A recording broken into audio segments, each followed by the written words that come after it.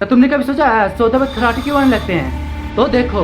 तो देखो सोचो तुम आराम से सो रहे हो, लेकिन अचानक कमरे में मोटरसाइकिल जैसी आवाज आने लगती है। असल में जब हम सोते हैं तो हमारे गले के जी में मांसपेशियां ढीली हो जाती है। फिर वो हवा एक संकीर्ण जगह से गुजरती है जिसे गले के ऊतक कपान करने लगते हैं और वही आवाज बन जाती है जिसे हम खराटे कहते हैं। कुछ लोग थकान, नाक बंद होने या गलत सोने के पोजीशन की वजह से ज्यादा खराटे लेती है। लेकिन क्या तुम जानते हो, बहुत ज्यादा खराटे कभी कभी नींद के जुड़ी स्वास्थ्य समस्या का संकेत भी हो सकता है। तो बताओ तुम्हारे घर में सबसे ज्यादा खराटे कौन लेता है?